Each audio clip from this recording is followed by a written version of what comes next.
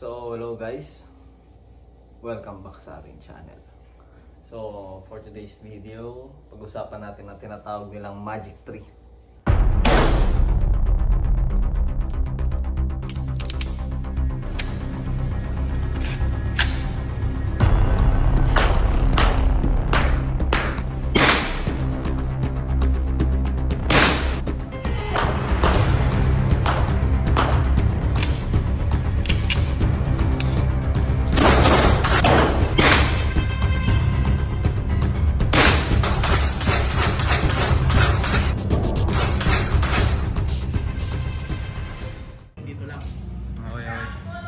Okay, ano ba yung Magic Tree? Okay, well, Magic Tree, kadalasan itong nare-refer doon sa tatlong lisensya na dapat mong dala palagi kapag ikaw ay lumalabas ng bahay. So, political lisensya pala, no? Yung isa, registration pala. Okay, so, eto sila. Tayo kong dala yan. Yung ating LTAP. Okay, yan. Ang ating firearm registration, and of course ang ating permit to carry. Yan. So ano nga ba tong tatlo na to? Okay, so syempre unang-una dyan is yung LTAP. LTAP, ito yung pinaka starter pack mo kung gusto mong magkaroon ng baril. Okay, kailangan mong mag-produce nito sa paanong paraan. Of course, kailangan mong mag-apply nito and isubmit lahat ng requirements. So ano ba yung mga requirements? Makikita ninyo dito, yan ang requirements. Okay? Ang pinaka critical part lang ng pagkuha nito is yung neuro and yung drug test. Okay. Ano ba yung neuro? Well, neuropsychiatric examination. Bulol ako, sorry. Okay, yun examination for your intellectual and emotional capability. Okay, kung okay ba utak mo. Siyempre, hindi naman po laruan yung bibilin natin. Baril yung bibilin natin. So, ang karamihan kasi nakikita ko paano pumasa sa neuro exam, paano pumasa sa drug test. Siyempre, simple lang naman drug test. Basta hindi ka naman talaga durugista, pasado ka. Ang neuro kasi, para sa akin, hindi dapat, kumbaga para sa akin lang hindi mo dapat ito, yung sabi ko na pinaghahandaan talaga. Kasi, kalimitan dito sa neuro, no? Kaya mong sagutin ng mga to maging mabait ka lang. Pero may mga part din na na-assess talaga yung kaisipan mo, no? Sa mga tanong nila kasi medyo nakakalito. Para sa akin, mas okay na yung wag kong piliting pumasa doon sa neuro. Kasi kung hindi ka talaga capable, tanggapin mo yun. Dahil later on, yung mga nagpupumilit minsan, sila kasi yung nakaka-disgrasya. Yung hindi naman siya capable, hindi naman siya mentally prepared, no? Intellectual prepared, pinipilit nilang makapasa, no? Hindi ko naman sa sarili ko 'yon, no? Mas safe kasi kung talagang talagang negative, or kung hindi talaga, hindi ganun, huwag mong ipilit kasi later on baka mamaya magkamali dahil yung exam na yan ginawa yan for purpose na masalak or masalang lahat ng mga gustong mag-avail, kumuha ng LTAP o yung tinatawag na license to own and possess firearm. Next step is syempre kapag meron ka ng ganito, meron type 1, 2, 3, 4, 5 on my previous video, doon naman papasok yung ating firearm registration. Okay? Sa firearm registration, ang nag-aasikaso nito is yung store na pinagbilhan or pagbibilan mo, no? Well, yung sa akin, sa bumili ako sa ArmScore, so sila yung nag-process ng firearm registration ko, no? And sa firearm registration, diyan makikita yung firearm ID number, and syempre yung kind or make, yung brand, no, para sa layman's term ng barrel, and yung model.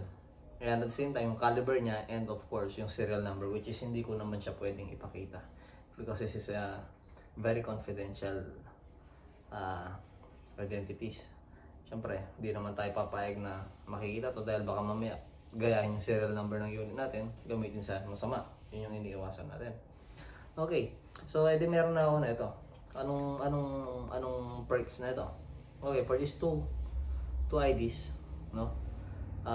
Meron ka ng unit, meron ka ring lisensya. So ito, hanggang bahay lang to. Or kung saan naka-address yung unit natin. So, after nito, syempre, tawag dito, kailangan naman natin i-provide kung gusto natin dalhin yung unit natin.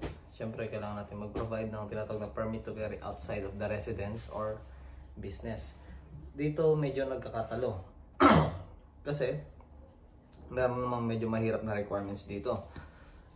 Yun nga, isa sa pinakamahirap dito is yung tinatawag na threat assessment.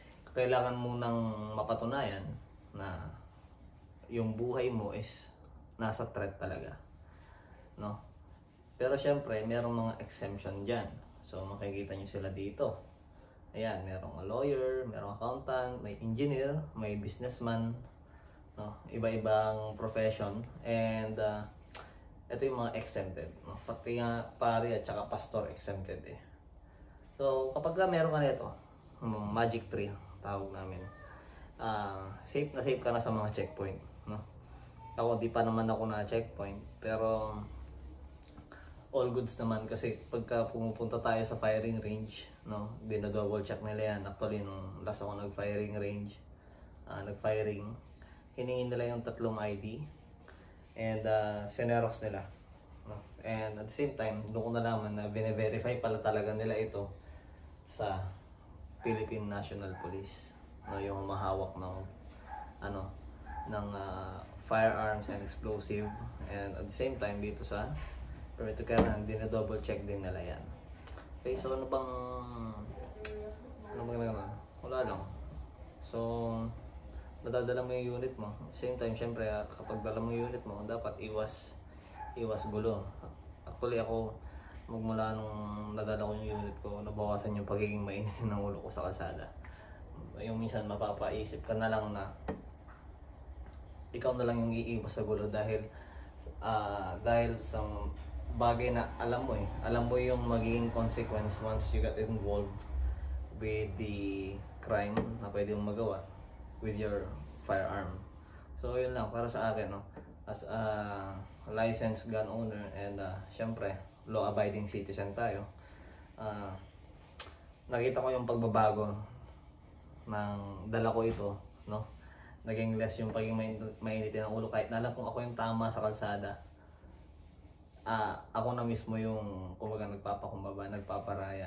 Ganun yung na-experience ko. So ayun lang.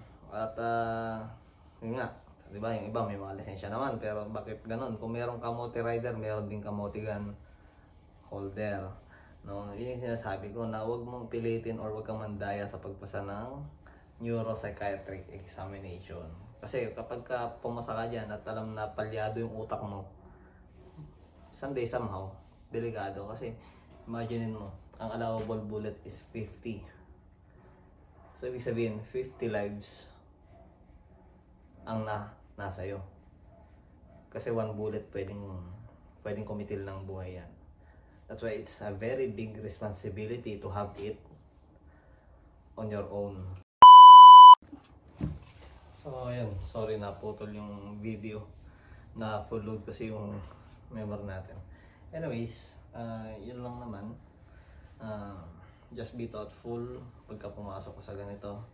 Yun nga, this is not only a privilege but it is also a responsibility for you and for every person around you. And as always, thank you for watching and goodbye.